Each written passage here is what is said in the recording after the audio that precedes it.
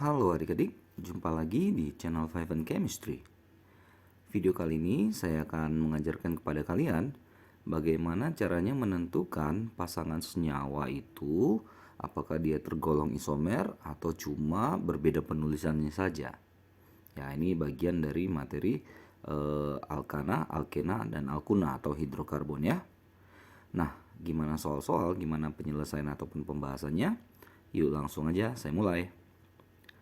Oke, ini dia soalnya ya. Ada dua soal, tapi soal yang satu ada sampai D, yang satu lagi ada sampai B ya. Jadi ada anaknya gitu. Oke, nah sebelumnya kita paham dulu isomer itu apa sih gitu. Isomer adalah senyawa-senyawa yang berbeda tapi punya rumus molekul yang sama. Artinya jumlah C, jumlah H-nya sama, tapi senyawa itu adalah senyawa-senyawa yang berbeda. Dari mana sih kita tahu berbeda? Caranya gampang, ya kita tinggal buat aja namanya. Kalau kita bisa membuat namanya dan misalnya kedua nama senyawa itu berbeda, maka dipastikan senyawa itu berbeda. Tapi kalau kedua senyawa itu kita namain namanya sama, walaupun struktur susunannya dibuat berbeda, nah berarti itu sebenarnya tetap hanya penulisannya saja yang berbeda ya. Oke, kita lihat yang soal nomor 22 di sini ya. Ada 4 pasang nih. Periksalah apakah senyawa-senyawa pasangan-pasangan senyawa berikut merupakan isomer atau dia cuma beda penulisannya saja. Oke, kita lihat yang A ya. Nah, ini kan yang pertama kita tinggal nomori dulu induk-induknya. Ini saya ambil induknya ini. Nah, rantai terpanjang ya. Nah, ini 1, 2 karena ada cabang di nomor 2 ya. Jadi lebih dekat dia. Nah, ini kan namanya 2 metil. Cabangnya metil di nomor 2 dan induknya 4 berarti butana. Nah, bagaimana dengan yang sebelahnya? Nah, induknya saya ambil ini, rantai terpanjangnya juga. Nah, apakah kita boleh nomori dari kiri ke kanan atau kanan ke kiri? Ya, ini harus dari kanan ke kiri supaya cabang metil ini dapat nomor terkecil ya. 3, 4. Nah, di sini kan kelihatan bahwa ini juga namanya 2 metil butana. Nah, jadi untuk yang A ini bukan isomer. Ini hanya berbeda penulisan saja. Ya, ini kayak apa ya? Kayak cermin ya. Nah, ini bukan isomer ya. Nah, coba lagi yang B ya.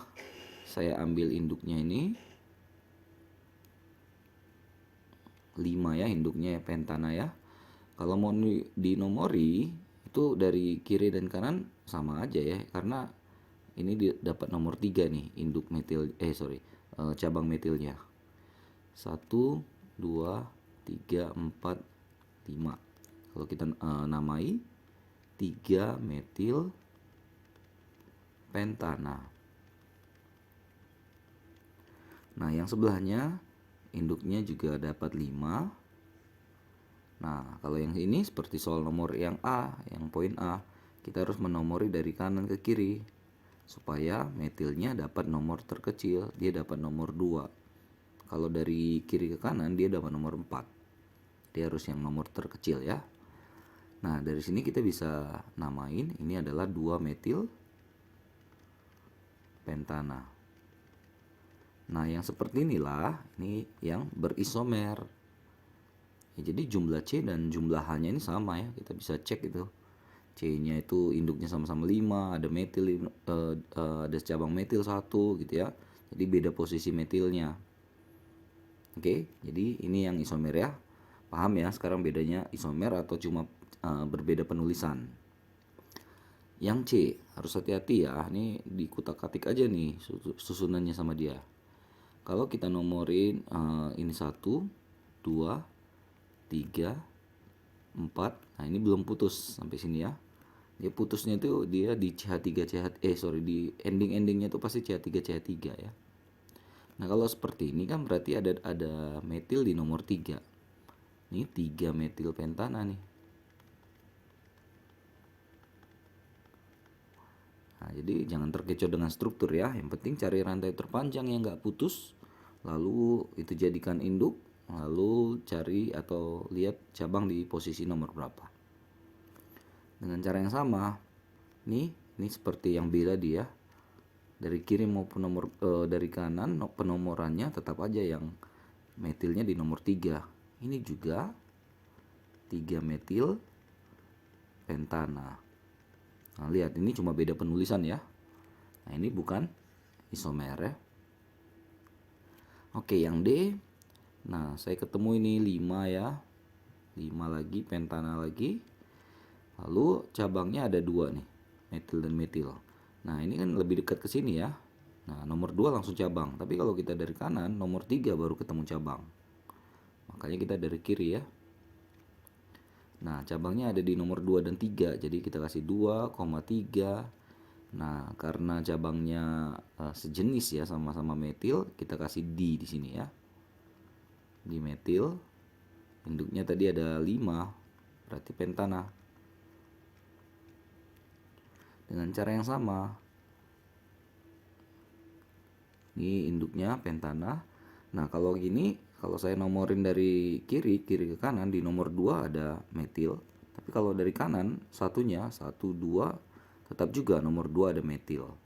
Nah, jadi yang seperti ini imbang ya, jadi bebas pilih aja, kiri ke kanan atau kanan ke kiri. Nah, jadi metilnya ada 2 juga, tapi berbeda posisi. Ini di 2 dan 4. Di metil pentana. Nah, yang seperti ini isomer. Jadi kira-kira paham ya bagaimana atau yang mana yang tergolong pasangan isomer, mana yang cuma berbeda penulisannya saja. Oke, meskipun jumlah C dan H-nya sama, ya kita harus bisa cek apakah dia isomer atau cuma berbeda penulisan. Oke, soal satu lagi nih. Dengan menggunakan molimut, ini bisa merangkai-rangkai ya. Sekolah biasanya ada ya.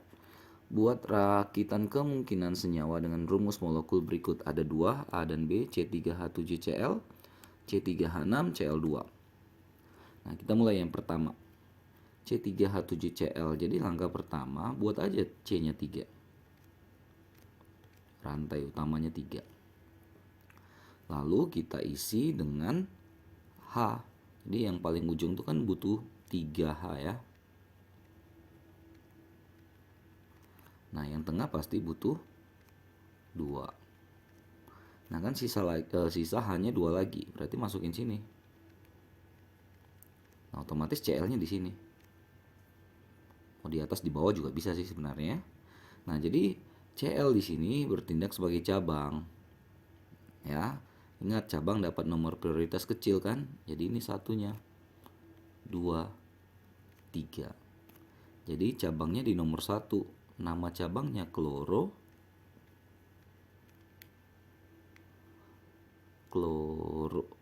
ya. Susah nih. Nah, kalau 3 kan propana. Ada bentuk lainnya? Bisa aja. Kalau Cl-nya kita pindah ke posisi 2. Jadi ada C, C, C. Kita isi yang paling ujung-ujung dulu. Nah, ini kepake 3 di ujung kiri, kepake 3 di ujung kanan. Sudah kepake 6, berarti sisa 1 di sini. Kepake 7 habis, Cl-nya otomatis di sini. Nah, ini namanya kalau mau nomoris sama ya, kiri kanan, kanan kiri imbang, posisinya di tengah si Cl-nya. Jadi 2 chloropropana. Oke, jadi kemungkinannya cuma 2, karena kalau kita pindahin Cl ke nomor 3, nanti dari nomor 3 itu yang jadi nomor 1 gitu. Ya, jadi kedudukannya sama seperti yang pertama ini. Jadi ada 2 ya, bentuk dari C3H7 dan C3H7Cl. C3H6Cl2. Oke, seperti tadi ya konsepnya ya. C-nya buat dulu 3. Lalu kita punya Cl-nya. Ini kalau Cl-nya kan 2. Jadi kita coba aja dulu masukin di posisi 1. 1. Berarti kan di sini kurang 1H. Di sini isi H-nya sebanyak 3. Jadi kepake sudah 4 ya H-nya. 5, 6. Habis kan? C3H6Cl2. Nah, yang seperti ini tadi kan kita nomori C ini dapat nomor 1, 2 dan 3, maka ini 1,1. Kenapa 1,1? Cl-nya ada 2 di nomor 1 gitu. Jadi di chloropropana. Ini kemungkinan yang pertama. Lalu buat lagi, polanya sama. Nah, Cl-nya saya buat di sebelah-sebelahan nih. Berarti kan hidrogennya 1, 2, 3, 4, 5, 6. Full ya. C3H6Cl2 juga. Nah, nomor dari mana? Ya dari kiri. 2, 3. Jadi Cl-nya terdekat di kiri kan nomor 1. Kalau dari kanan nanti Cl terdekat nomor 2. 1,2 di chloropropana. Ada kemungkinan lain? Kita coba. 3 ya. Lalu posisinya kita pindah ke nih, tengah deh. Nomor 2. Berarti isi di sini 3. Di sini juga 3. Jadi H-nya habis 6, Cl-nya habis 2, C-nya habis 3. Nomor dari mana aja bisa nih ya. 1, 2, 3. Nah, di nomor 2 ada 2 Cl ya. Berarti kita kasih 2,2 di chloropropana. Dan satu lagi kita coba ya, C. Tadi kan udah 11, 12, 22. Nah, kita ujung ke ujung deh. Cl. Berarti ini butuh 2 lagi H. Ini otomatis 2H, udah kepake 4, 5, 6. Jadi C3H6Cl2. Nomor bebas 1, 2, 3 karena cabang Cl-nya itu ada di 1 dan 3 ya. Jadi 1,3 di chloropropana. Oke. Cuma 4 ya. Kayaknya nggak ada lagi deh, cuma 4 ini ya. Jadi C3H7Cl ada 2, C3H6Cl2 ada 4. Oke, jadi mudah-mudahan bermanfaat ya. Mudah-mudahan tadi yang pertama bisa nentuin mana pasangan isomer atau cuma perbedaan penulisan. Baru yang kedua merakit ya beberapa kemungkinan senyawa dengan rumus molekul tertentu. Oke, mudah-mudahan bermanfaat buat terutama kalian yang sedang mempelajari materi ini ya. Oke, maaf kalau ada kesalahan kekurangan. Cek terus, update terus video-video terbaru lainnya di channel Five and Chemistry. Sampai jumpa dan bye-bye.